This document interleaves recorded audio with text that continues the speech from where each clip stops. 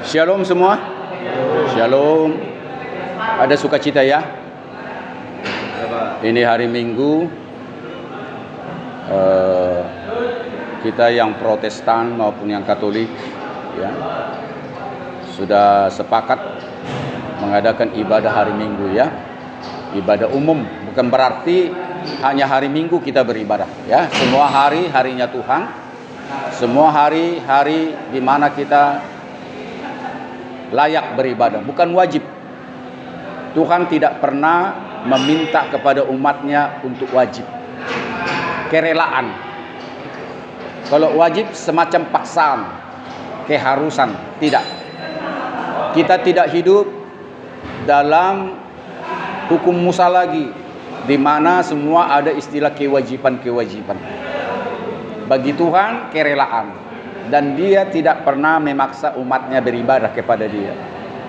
Jika kita rela mau beribadah kepada Dia dengan ikhlas dan tulus, Dia sangat senang. Dan selalu kita minta ibadah kita dipermuliakan, dikuduskan, dilayakkan. Karena apa? Tidak layak kita ini debu tanah ya, yang bergerak-gerak ya, sama dengan ciptaannya. Sehingga Dia katakan, apalah kesombonganmu hai manusia, soal nasib, engkau sama dengan binatang yang tercipta dan akan selesai kembali kepada tanah. Segala yang bernapas di dunia ini termasuk tumbuh-tumbuhan kembali kepada kodratnya debu tanah.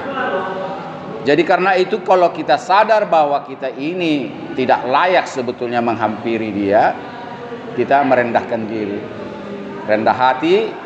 Tuhan, seharusnya kami tidak layak mendengar, bahkan memuji memuliakan Dia pun sebetulnya seharusnya lewat anugerahnya, maka pujian dan penyembahan kita dan apapun yang kita sampaikan merupakan keagungan namanya, tanpa kehendaknya tidak sampai kepada Dia.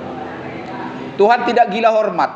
Tuhan tidak pernah artinya menunjukkan ya semata-mata bahwa selalu akulah ya yang patut disembah dan akulah yang patut dimuliakan. Tetapi kalau manusia itu sudah sadar, Tuhan sudah mempermuliakan manusia itu lewat pengampunan dosa, lewat perdamaian yang sudah dijalankan kepada dunia ini, artinya kepada orang-orang berdosa. Maka kita harus tahu diri. Kita harus tahu diri, seharusnya kita adalah oknum atau makhluk yang terhukum oleh karena ulah seorang manusia berbuat dosa, maka semua orang telah berbuat dosa dan hilang kemuliaannya. Jadi kembali kepada kasih Tuhan tidak pernah berubah, kesetiaannya, Dia Maha Pengampun, sehingga Dia sendiri mau berdamai kepada orang-orang, kepada makhluk yang seharusnya dibinasakan, bahkan menyamakan makhluk itu seperti dirinya sendiri.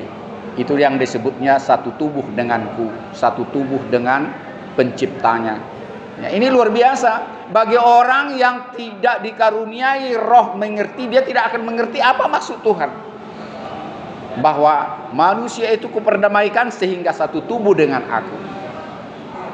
Tanpa manusia itu satu tubuh dengan Tuhan, kita tidak akan bisa hidup kekal bersama Dia. Ya. Ini makanya kita renungkan hari ini ibadah Minggu di Poldasu ini. Kita akan nanti bernyanyi, berdoa, dan kita nanti masuk dalam perjamuan kudus. Karena setiap awal bulan kita adakan perjamuan kudus. Dan sebelum perjamuan kudus, jika ada di antara saudara yang belum pernah menerima Dia sebagai Tuhan dan Juru Selamatnya secara pribadi, kalau dahulu saudara dibaptis di gereja, saudara tidak mengerti arti baptisan. Jika saudara tidak mengerti arti daripada baptisan itu, saudara bisa mengulanginya lagi. Tanpa saya mengatakan gereja itu salah. Jadi apa artinya saudara dibaptis dalam nama Bapa, Anak, dan Roh Kudus, tapi saudara tidak mengerti? Tuhan mau saudara mengerti. Makanya ada istilahnya menerima dia sebagai Tuhan dan Juru Selamat secara pribadi, bukan karena dari kakek, nenek, keturunan sampai ayah, ibumu, saudara Kristen. Itu semuanya tidak ada artinya. Karena yang namanya bertuhan ini adalah soal pribadi, bukan bisa diwakilkan orang tuamu sampai keturunan dari atas bahwa saudara menjadi seorang Kristen. Bagi Tuhan kita harus datang secara pribadi. Maka daripada itu ada arti daripada pembaptisan, menerima dia sebagai Tuhan dan Juru Selamatnya pribadi, ya. Dan arti dari pembaptisan pengampunan dosa, ya, mau bertobat, mau mengikrarkan bahwa saya mau dibaptis untuk mengikrarkan diri, mau masuk dalam pertobatan, mau masuk dalam lahir baru, the new life, lahir baru. Itulah yang dilakukan oleh Yohanes Pembaptis. Kalau saudara pernah mendengarkan cerita itu, sebelum ya Tuhan Yesus Kristus membaptis dengan roh, ya Yohanes Pembaptis membaptis dengan air. Bahkan Yesus sendiri pun dibaptis oleh Yohanes Pembaptis dengan air, ya. Kalau dengar cerita bagaimana Yohanes Pembaptis itu dilahirkan dan melakukan apa yang sudah dinubuatkan oleh para nabi. Jadi sekali lagi saya artikan, nanti kita masuk dalam pembaptisan. Jika saudara bersedia dibaptis, baptis pertobatan, baptis untuk menerima dia sebagai Tuhan dan Juru Selamatmu secara pribadi, maka dia akan hadir, dia akan bermukim di dalam tubuhmu, di dalam rohmu, di dalam jiwa dan batinmu, dan dia akan selalu berbicara kepadamu, dan saudara bisa mendengar suaranya lewat imanmu, bukan dengan telingamu, dan engkau bisa melihat dia bukan dengan matamu, tetapi dengan mata imanmu. Imanmu akan mengatakan dia bersama-sama dengan aku, dia sedang memelukku, dia sedang memimpin jalanku, dia sedang menolong aku dalam pekerjaan, dia sedang memberkati aku dan sebagainya. Inilah tanda-tanda orang yang sudah disucikan. Inilah tanda-tanda orang yang sudah dipermuliakan.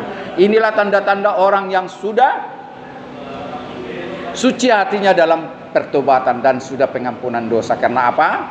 Yesus sendiri mengatakan, berbahagialah orang yang suci hatinya, karena mereka dapat melihat kerajaan Tuhan. Mereka dapat melihat Tuhan. Jadi inilah tanda-tanda orang yang sudah diperbaharui. Ini kembali kepada saudara-saudara, ini bukan ajaran gereja, ya. Saya tidak pernah menyampaikan ajaran-ajaran gereja, karena itu dalam penginjilan tidak ada membawa sekte-sekte.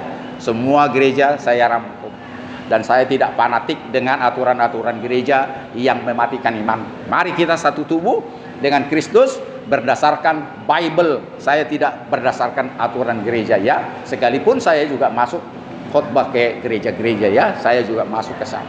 Sekalipun saya punya anggota gereja, saya ada anggota gereja saya, Kuria Kristen Indonesia, sama dengan HKBP, ya. Siapa yang HKBP sini? Nah, itulah sama, tidak jauh beda. Minggu besok, minggu depan tanggal 13, saya punya agenda juga khotbah di HKI sana Sibulga, ya. Saya khotbah di sana, dan sekaligus saya nanti menyeberang ke Nias. Saya akan melayani di Polres di Nias, ya. Nah, ini makanya nanti kita berdoa untuk ini, biar perjalanan saya, perjalanan yang dipimpin oleh Tuhan, dan semua sama seperti saudara yang tertawan di sana, menerima berkat-berkat Tuhan, ya, menerima pengampunan dosa, menerima kasih Tuhan yang saudara bisa menerima dia sebagai Tuhan dan Juru Selamatnya pribadi. Kita bernyanyi, hari ini harinya Tuhan. Hari ini harinya Tuhan, harinya Tuhan. Mari kita bersukaria, bersukaria. Hari ini harinya Tuhan, mari kita bersukaria. Hari ini harinya Tuhan. Sadarion, sadarion, hari ini Tuhan, hari ini Tuhan. Beta hita marlis dari roha, marlas ni roha. Sadarion, hari ini Tuhan, Beta ita marlas niroha. Sadarion hari ini Tuhan. Dinten niki dinten Gusti monggo kita bersukaria dinten Gusti monggo kita bersukaria dinten Gusti. Hari Senin,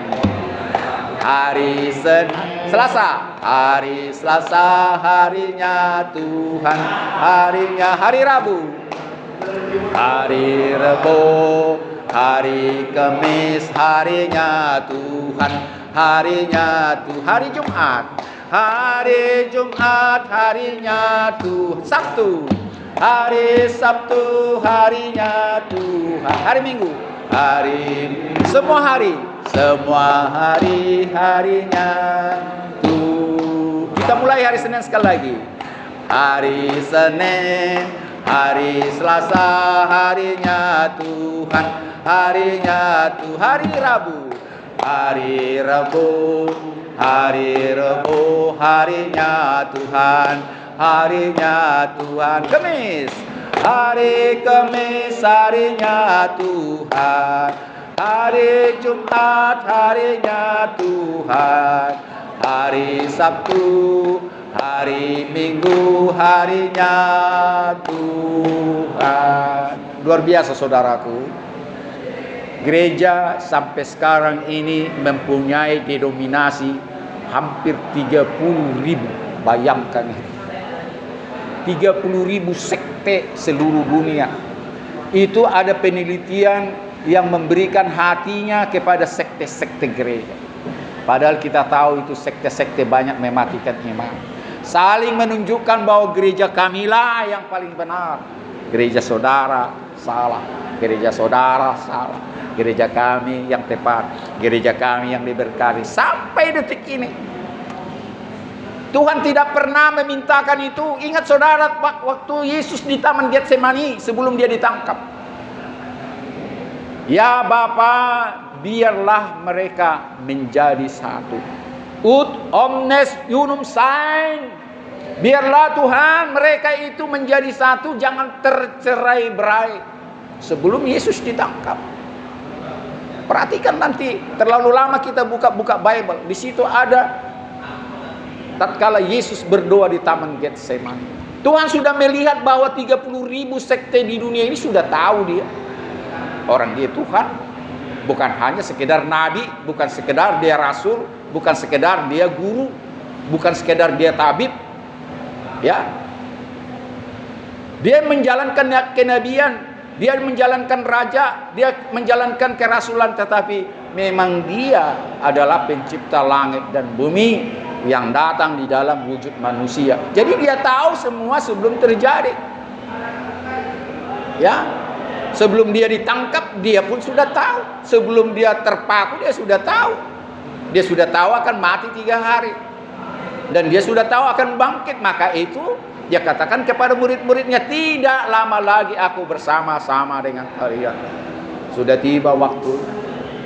Maka daripada itu dia menjamu murid-muridnya, diberikan mereka makan roti. Inilah tubuhku yang sudah terpecah-pecah oleh kalian.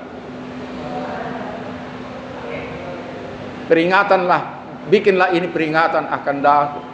Diberikan roti itu sebagai lambang tubuhnya yang kita sudah pecah-pecahkan, baik secara langsung maupun tidak langsung.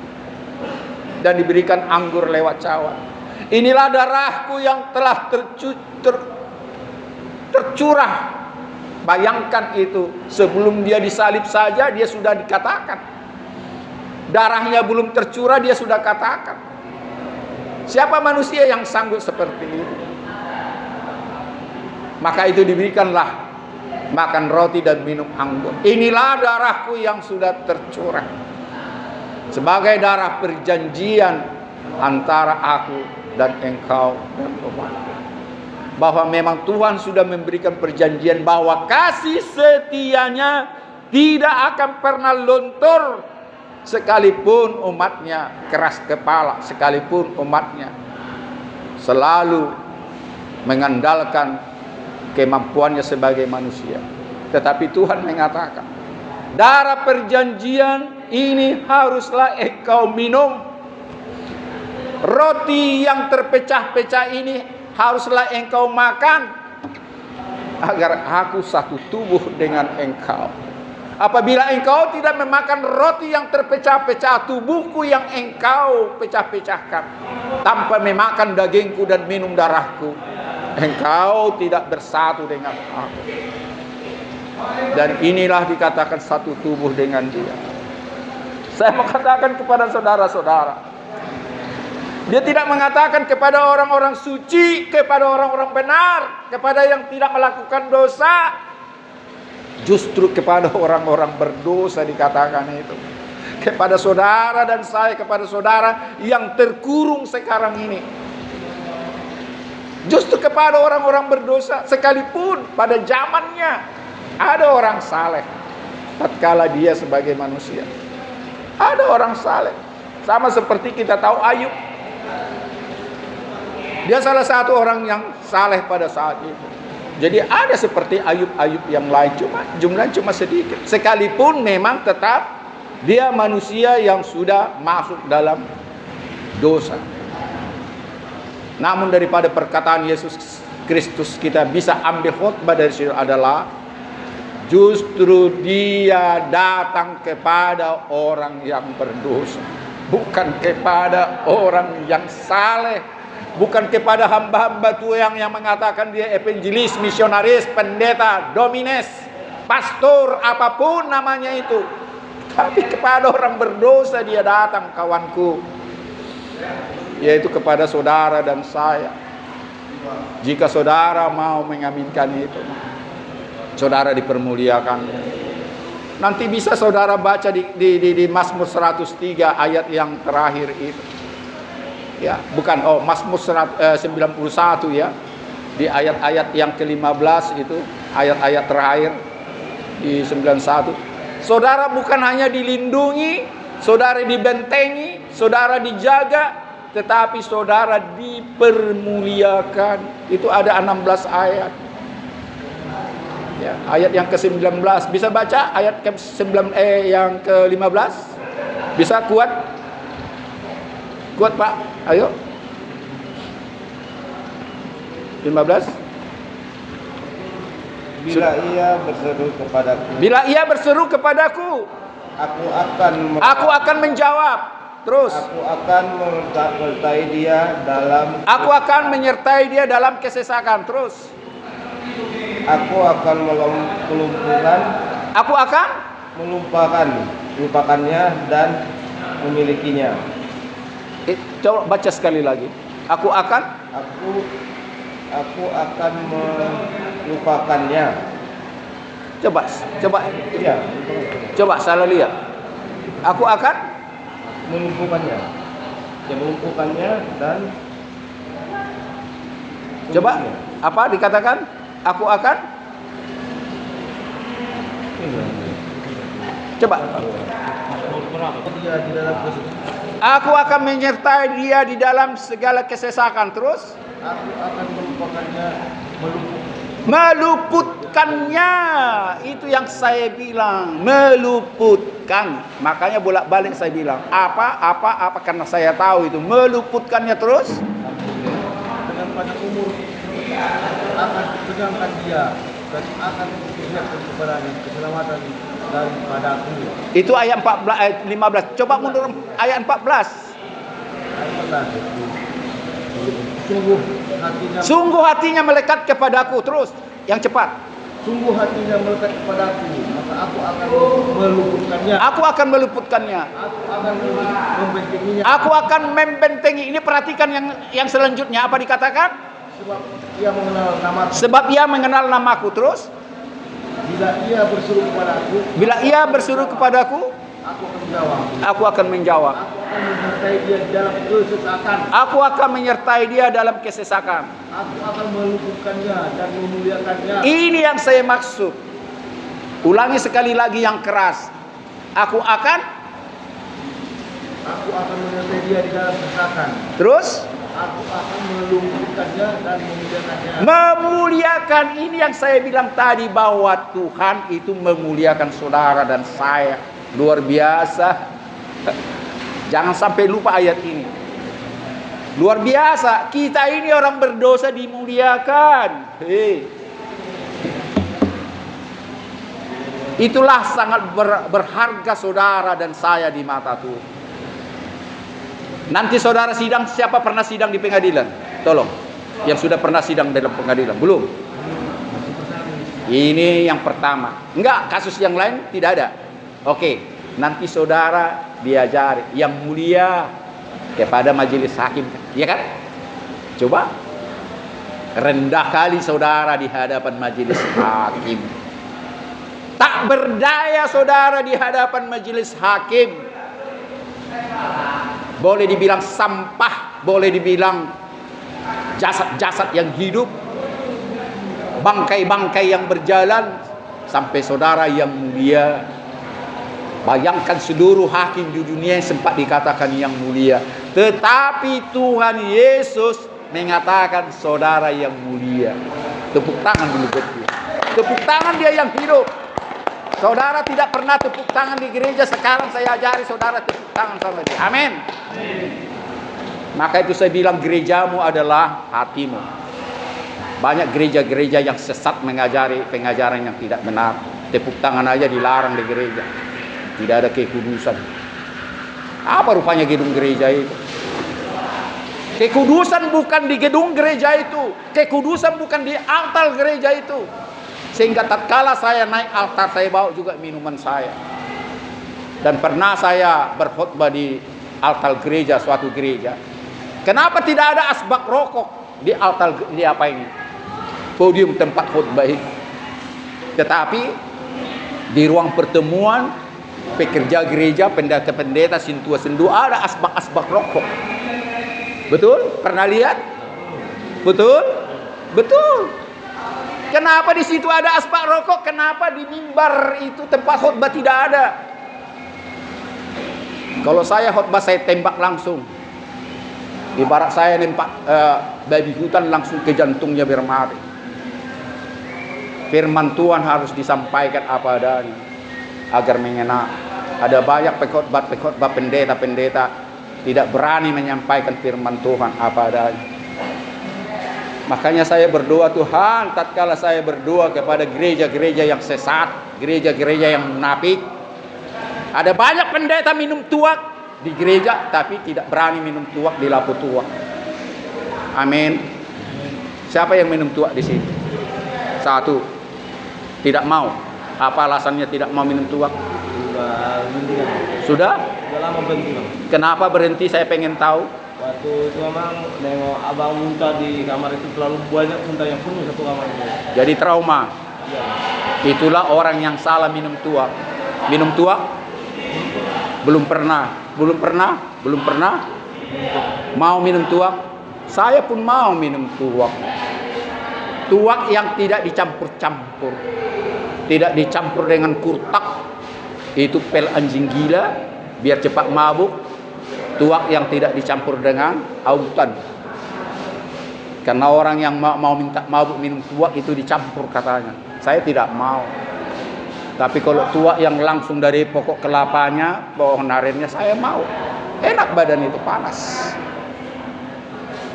Jadi saya tidak perlu munafik tidak minum tuak. Bukan tiap hari saya minum tuak. Sekali-kali kalau saya tahu ada tuak yang asli, saya mau. Saya tanya dulu, asli tidak ini tuaknya? Oh asli emang. Minta segelas. Paling tambah segelas lagi, 2 gelas. Cukup. Jangan seperti apa yang dikata kawan ini, melihat muntahnya jadi trauma itu. Itulah tuak yang sudah banyak racunnya. Jadi saya kembali kepada khotbah kita. Ya, perhatikan khotbah ini, di mana kita seharusnya apa adanya di mata Tuhan. Jangan kita munafik, ya. Jangan munafik. Tatkala nanti saudara keluar dari penjara ini, ya, bisa saja saudara seperti saya, bisa saja saudara seperti Jack Marpaung, ya, yang dari penjara dipanggil Tuhan untuk melayani. Itu makanya sering saya di penjara menyanyikan lagunya itu. Jora maau, jora maau, damulau kubesi songoni, molodum bebasau, siap penjaraon, gabe jolma nahaseau. Enak kali lagu ini. Ini jadi lagu rohani saya bikin. Sering saya menyanyikan ini di penjara-penjara untuk mengingatkan mereka kalau Jack Marpaung bisa, ya, tertangkap di penjara, kenapa saudara tidak bisa? Tetapi kalau saudara mau ditangkap Tuhan, saudara lari, saudara pura-pura nggak dengar. Nanti baca kitab Hosea, ya, nanti kita terlalu lama. Di situ Tuhan memanggil dia, Tuhan memperingatkan dia sampai berulang kali dengan tanda-tanda 3 kali untuk bertobat dan bertobat. Ya, bangsa itu tidak mau bertobat. Akhirnya apa? Tuhan melakukan penghukuman. Jadi kalau saudara sudah dipanggil beberapa kali dalam penjara ini lewat, ya, khotbah-khotbah, lewat ibadah atau lewat hubungan pribadimu kepada dia, jangan keraskan hatimu, jangan pura-pura nggak dengar.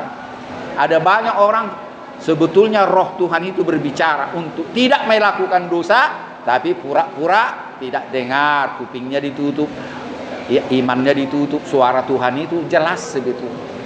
Jangan lakukan itu anakku. Jangan, sekali ini. Aku perlu uang, aku perlu bayar utang, aku bayar ini. Inilah pemberontakan suara hati kita dengan suara hati Tuhan. Akhirnya kita mencari jalan kita sendiri. Padahal di dalam Mazmur dikatakan apa? Mazmur 103, nanti saudara buka di situ. Sejauh timur dari barat aku jauhkan pelanggaranmu, kawanku, kata Tuhan. Bayangkan jauhnya timur dari barat, luar biasa tak terjangkau. Jadi pada prinsipnya Tuhan menghindari kita untuk melakukan kenakalan, kejahatan. Tetapi kita yang mau, kita memilih itu. Dan firman Tuhan mengatakan apa? Kecillah jalan, sempitlah jalan menuju keselamatan itu. Ada banyak orang berbondong-bondong lewat jalan yang sesak itu, tetapi hanya sedikit yang diselamatkan. Cuma Tuhan mau, sejauh mana niatmu untuk lewat pintu yang sesak itu, sejauh mana kerinduanmu sekalipun sulit. Itu yang Tuhan mau kok. Tuhan melihat kerinduan betul enggak, berusaha enggak. Tetapi toh juga orang berdosa sampai mati, aku orang berdosa, aku tidak berusaha. Jadi inilah Tuhan mau melihat kita, kerinduan kita, mau dengar-dengaran firman Tuhan, mau bersekutu, mau merenungkan firman Tuhan atau tidak. Jadi kalau soal kemampuan, tak satu pun manusia akan bisa diselamatkan oleh karena ibadah dan usahanya. Omong kosong. Tunjukkan sama saya ulama yang berani mengatakan selamat oleh karena ibadah dan perbuatannya. Tidak. Karena sudah yakin saya firman Tuhan. Oleh karunialah engkau akan diselamatkan. Bukan hasil usahamu. Tapi saya ulangi sekali lagi, Tuhan tetap merindukan hasil usaha. Tetap memang dia merindukan itu, sekalipun saya katakan tadi tidak akan pernah bisa berhasil. Hanya karena kasih karunia Tuhanlah saudara dan saya, orang-orang berdosa, diselamatkan. Tanpa itu tidak. Kalau memang hasil doa saudara bisa diselamatkan, cari uang sebanyak-banyaknya, kasih orang mendoakanmu sampai 1000 tahun, turun temurun, kasih doa. Pengampunan dosa bukan karena dengan doa orang lain, tetapi dengan duamu sendiri. Ingat kau dah, saudara, jangan percaya dengan ajaran-ajaran sesat. Ada banyak ajaran sesat menyesatkan dunia ini, karena hubungan pribadi sama orang dan Tuhan ada pribadi, bukan dari orang tua, bukan jemaat. Hari ini pun saya tinggalkan saya sebagai pendeta, kalau bisanya dosa saya diampuni dengan kekuatan 2 orang. Saya tinggalkan ini, saya cari duit, saya membunuh, saya merampok, saya menipu, saya jual narkoba dan sebagainya. Saya kumpuli semua ini, saya bagi-bagikan nanti sebelum saya mati. Doakan saya biar saya selamat. Gampang kali. Jadi kalau saudara mau selamat, duamu secara pribadi, bukan dua mamamu, bukan dua bapakmu, bukan dua kakekmu. Salah itu. Hubungan pribadi kepada Tuhan. Saya tidak mengatakan karena saya Kristen. Tidak. Agama Kristen bukan menyelamatkanmu dan menyelamatkan saya. Tidak. Kebenaran firman Tuhan. Ya, bukan karena agama kita ini diselamatkan. Ya. Bagaimana hubunganmu secara pribadi, ya, hari demi hari, itu yang menyelamatkanmu, saudara. Karena itu saya katakan dari permulaan tadi, jika saudara belum pernah meminta secara pribadi Dia sebagai Tuhan dan Juru Selamatmu secara pribadi, saya nanti siap membaptis saudara dalam nama Bapa, Anak, dan Roh Kudus. Dan saya selalu mempersiapkan surat baptisan. Surat baptisan ini bisa saudara pegang sampai saudara mati. Ya, itu menguatkanmu, dan saya juga memberikan nanti ayat-ayat untuk mengingatkanmu dalam baptisan hari ini. Kalau soal perjamuan kudus, itu suatu ibadah yang mengingatkan Dia yang sudah kita bunuh, Dia yang kita sudah siksa. Itu arti daripada perjamuan kudus. Kalau di sini saya selalu melakukan itu setiap saya ulangi dari minggu pertama setiap bulan.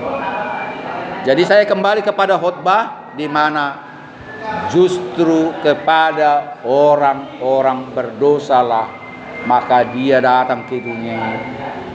Ya, jadi saya kembalikan kepada orang-orang yang sudah melayani Tuhan, kepada hamba-hamba Tuhan. Entah apa gelar dia, entah apa pangkatnya di gereja. Masuklah saudara kepada tempat-tempat maksiat. Masuklah saudara ke tempat perjudian. Masuklah saudara kepada tempat orang-orang mabuk. Masuklah kepada orang-orang yang menjual narkoba, memakai narkoba. Karena Tuhan mau saudara pergi ke tempat itu, bukan ke tempat yang suci, karena Dia datang ke tempat orang berdosa. Saya himbau kepada saudara-saudara yang sudah menerima tohonan, yang sudah menerima baptisan sebagai saudara pekerja-pekerja di ladang Tuhan. Jangkalau mereka, orang-orang yang dipenjara, karena mereka adalah orang-orang yang lemah, orang-orang yang tertunduk, orang-orang yang tidak berdaya. Berikan kekuatan, berikan semangat. Katakan semua orang-orang di penjara, mereka adalah mutiara-mutiara yang berharga di mata Tuhan. Saudaralah mutiara-mutiara yang disebut itu. Saudaralah ladang-ladang yang sudah menguning itu, kata firman Tuhan. Ladang sudah menguning tetapi penuai cuma sedikit. Inilah saudara diminta mau jadi penuai-penuai nantinya. Kalau sekarang mungkin saudara akan dituai. Artinya dosa sudah matang, dosa sudah merajalela, pekerja-pekerja ini sangat sedikit. Maka Tuhan meminta untuk menuai mereka agar dipersembahkan kepada Tuhan.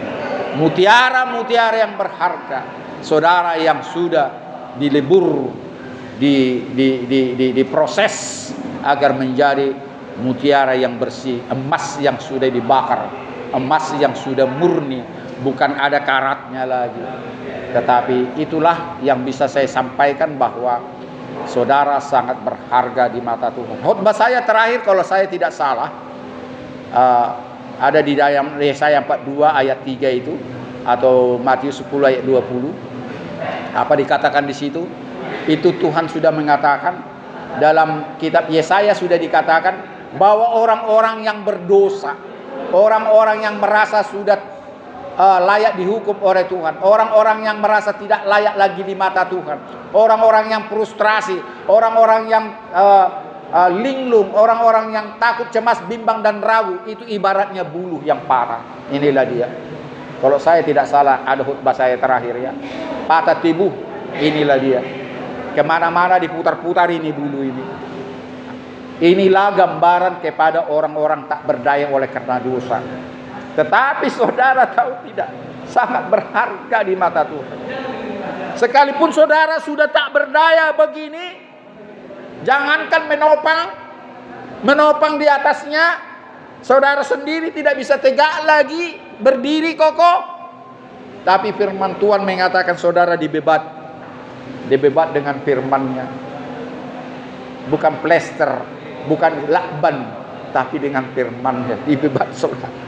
Sehingga apa? Perhatikan tangan saya ini. Saudara lebih kuat sebelum parah. Bayangkan. Saudara lebih mampu menopang apapun di atas saudara sebagai bambu atau bulu, apapun namanya. Karena Tuhan sudah membebatmu. Inilah satu gambaran kepada orang-orang berdosa yang tak berdaya. Sehingga jika firman Tuhan tidak sampai kepada mereka, sering dipenjara bunuh diri. Amin. Sering kan? Aku nggak sanggup hukuman seumur hidup. Lebih baguslah sekarang aku mati. Istriku cantik, anakku baik-baik, hartaku banyak. Lebih bagus aku mati. Dicarilah jalan pintas, pakai baygon, pakai tali pinggang, pakai apa, pakai stagen, apapun caranya. Dia tidak sanggup. Selama ini dia dimuliakan oleh Tuhan, selama ini dia bisa terbang ke sana ke sini. Diponis seumur hidup, apa artinya saya hidup di penjara sampai mati, bunuh diri. Bukan hanya di Indonesia, di seluruh negara, apalagi negara-negara maju seperti Amerika, ratusan tahun hukumannya. Bisa ratusan tahun hukumannya. Padahal umurnya tinggal 20 tahun lagi. Sistem hukum kita berbeda dengan mereka. Kalau kita paling banyak 20 tahun, tidak ada hukuman melebihi 20 tahun. Sekalipun berbagai-bagai ya tindak pidana dilakukan, itu tidak digabung. Ya, paling banyak 20 tahun. Ya itu semuanya. Tetapi di Amerika bisa 100 tahun lebih. 5 tindak pidana ya semuanya diklopkan. 15 kali 5 ya udah 75 dan sebagainya. Ya kan?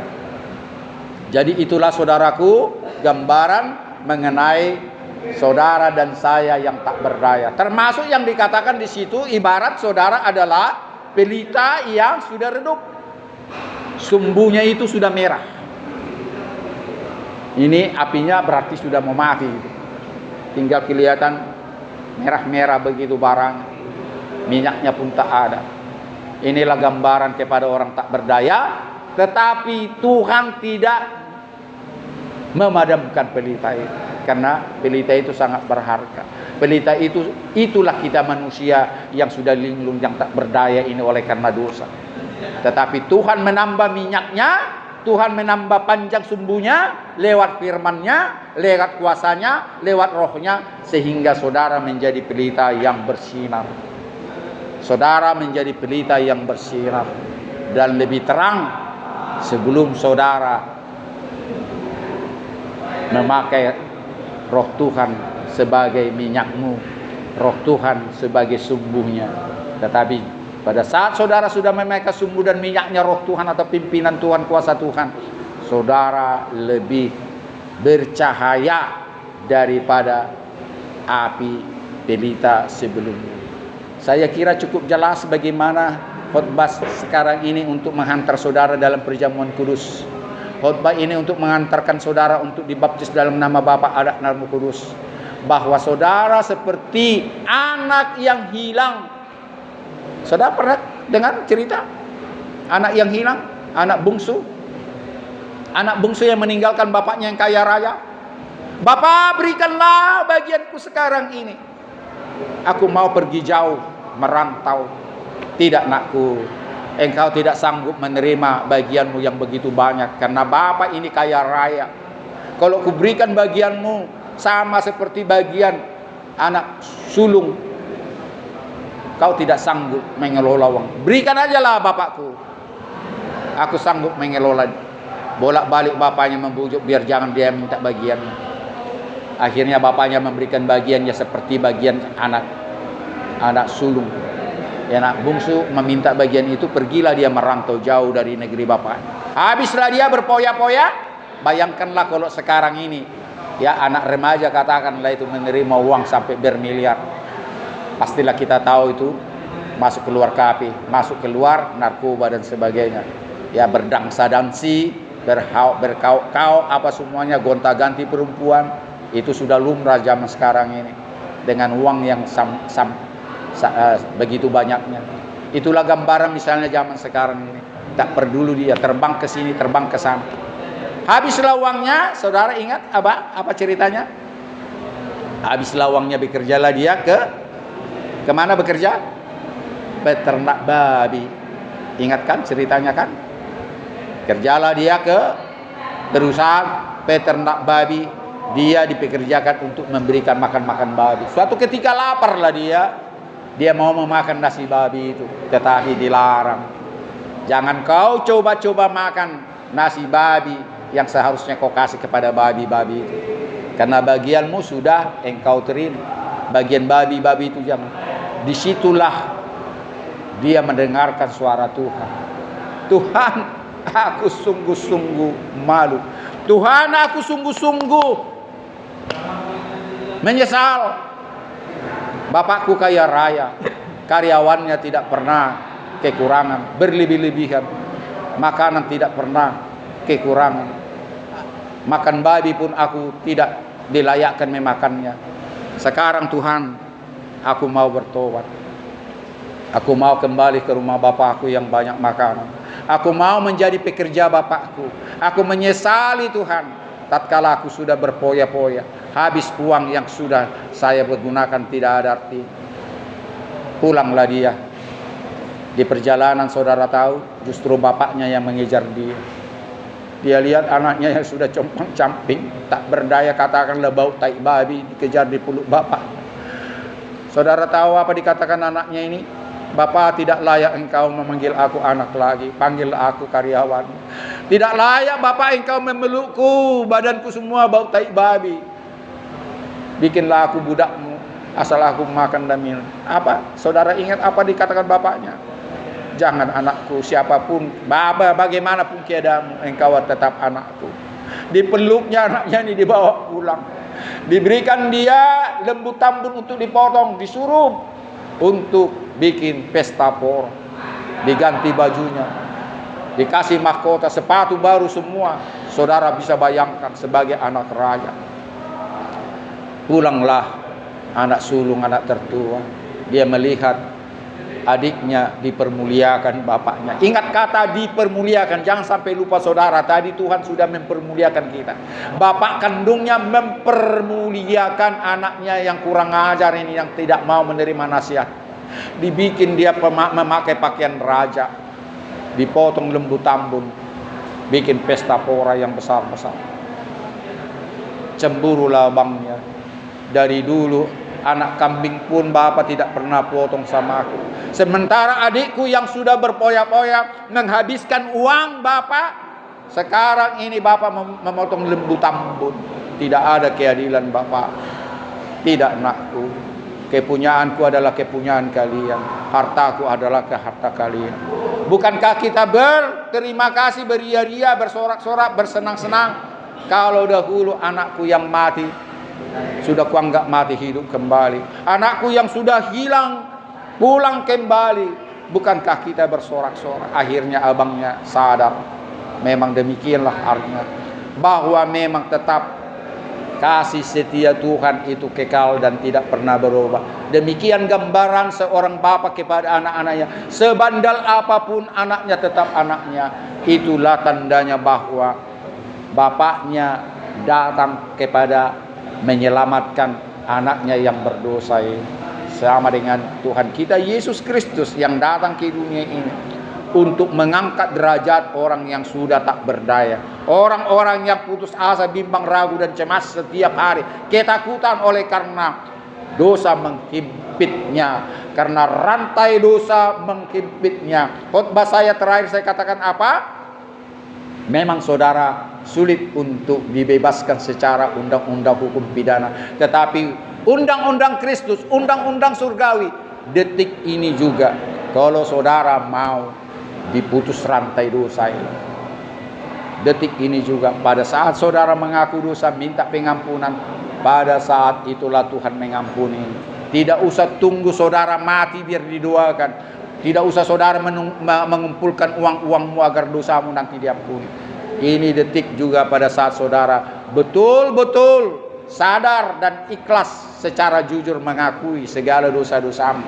Jika ada dosamu yang tidak kau ingat, minta pertolongan kepada Tuhan agar Dia mau mengingatkanmu akan dosa-dosamu, dan saudara bawa itu kepada persembahan yang berharga kepada Tuhan. Saudara pernah dengar kitab suci? Persembahan yang aku sukai adalah persembahan segala perkaramu yang mematikan, segala susah payahmu, segala pikiranmu, segala kebimbangan, segala kebuntuan dalammu, bawa kepada Dia.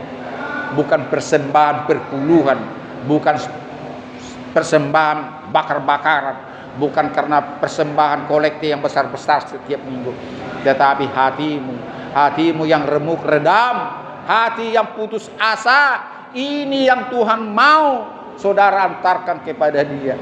Jadi apa kata dunia sangat berbeda apa kata surgawi. Apa kata dunia tidak akan pernah bisa mengerti apa kata surgawi. Justru inilah bagi saudara sangat-sangat tidak sulit untuk mencari keselamatan. Begitu gampang karena karena satu orang mati dan dibangkitkan dari kematian dan naik ke surga, maka setiap orang yang mati akan dibangkitkan dan naik ke surga asal ada di dalam Dia. Tepuk tangan dulu bagi Tuhan. Jadi demikian khotbah saya, bagaimana saudara untuk mau menerima perjamuan kudus saat ini, untuk mau saudara dibaptis apabila bersedia, untuk mau saudara sebelumnya untuk minta pengampunan kepada Tuhan agar saudara diampuni saat ini juga. Jangan tunggu besok, jangan tunggu minggu depan, tahun depan, jangan tunggu setelah saudara keluar dari tempat ini. Pada saat ini kalau roh Tuhan betul-betul berbicara kepadamu, betul-betul engkau datang bersama dengan ibadah di sini, bukan sekedar ikut-ikutan, turuti apa yang kata roh Tuhan yang berbicara kepadamu. Nanti ada spesial kita doa pengampunan dosa. Dan satu hal, suatu catatan yang saudara harus ingat, saya tidak akan bersedia membaptis saudara dalam nama Bapa, Anak, dan Roh Kudus jika saudara tidak mengampuni orang yang bersalah kepadamu. Ada dalam pelayanan saya dalam penjara, dia sudah maju ke depan untuk mau saya baptis dia dalam nama Bapa, Anak, dan Roh Kudus. Tapi begitu saya tantang dia dalam nama Tuhan Yesus, maukah saudara mengampuni orang yang bersalah kepadamu? Menangis dia. Belum bisa Pak Pendeta. Saya belum bisa mengampuni dia Pak Pendeta. Kenapa? Dia tidak bisa jawab. Tetapi yang lain bersedia mengampuni orang yang bersalah kepada dia. Orang itulah yang bisa saya baptis dalam nama Bapa, Anak, dan Roh Kudus. Tetapi kepada orang yang keras kepala, keras hati, yang tidak mau mengampuni orang yang bersalah kepadanya, saya katakan suatu pesan. Tuhan Yesus juga sangat senang kepadamu. Ingat, saya pegang kepalanya, saya berdoa kepadanya. Percayalah, karena kau jujur. Karena di mata Tuhan memang mengampuni itu bukan gampang. Di mata Tuhan juga tahu mengampuni orang bersalah kepada kita bukan hal yang gampang, sulit. Sangat sulit. Karena itu banyak pemuka agama di persidangan. Apa dikatakan? Sudah pemuka agama ini punya nama, hukum majelis hakim, dia seberat-beratnya itu kepada orang yang didakwa bersalah. Karena anakku sudah dibunuh, anakku sudah ditipu, anakku sudah diperkosa dan sebagainya. Hukum seberat-beratnya. Jadi sulit mengampuni. Ya, yang pernah kita dengar doa seperti ini, saudara ingat bom Bali? Bom Bali banyak orang bule-bule kan? Datang wartawan-wartawan Indonesia ke Australia ke Inggris, kemana, ke luar negeri, untuk menanyakan bagaimana respon, bagaimana sikap orang tua yang anak-anaknya atau keluarganya yang mati di bom Bali. Saudara ingat apa yang dikatakan di media massa? Mereka menjawab begini, kami sudah melupakan itu. Kami sudah melupakan itu. Tidak usah cari-cari kami lagi. Bayangkan, arti melupakan apa? Saudara tahu? Kami sudah tidak mengingat-ingat kesalahan ya yang melakukan teror yang bom Bali itu. Dia sudah mengampuni. Jadi itulah kepada saudara, mengampuni orang yang bersalah kepadamu, lupakan semuanya itu. Karena Tuhan juga akan melupakan dosa-dosamu. Bagaimana Tuhan mau melupakan dosa-dosamu, sedangkan engkau tidak mau melupakan dosa yang bersalah kepadamu. Amin. Tepuk tangan sekali lagi buat Tuhan. Jadi sekarang kita masuk dalam perjamuan kudus. Dan sebelum masuk perjamuan kudus, sekali lagi saya katakan, ada di antara saudara mau saya baptis dalam nama Bapa, Anak, dan Roh Kudus? Angkat tanganmu. Ada 2 orang, 3, 4, Tuhan Yesus. Ya, ada 5 orang akan masuk dalam perjamuan kudus, baptisan kudus. Dan saya sudah katakan satu persyaratan, bahwa saudara harus mengampuni orang yang bersalah kepadamu, dan saudara harus mengikrarkan iman rasuli yang tidak berbeda seperti apa yang dikatakan gerejamu. Percayalah, saya tidak menjerumuskanmu dengan mengatakan iman rasuli yang berbeda. Kalaupun titik komanya berbeda, tetapi semuanya itu tidaklah ada perbedaan. Bersediakah saudara nanti untuk mengampuni orang bersalah kepadamu? Jawab saya, bersedia. Bersediakah saudara mengikrarkan iman rasuli? Bersedia. Kalau begitu, kita akan masuk dalam ibadah pembaptisan.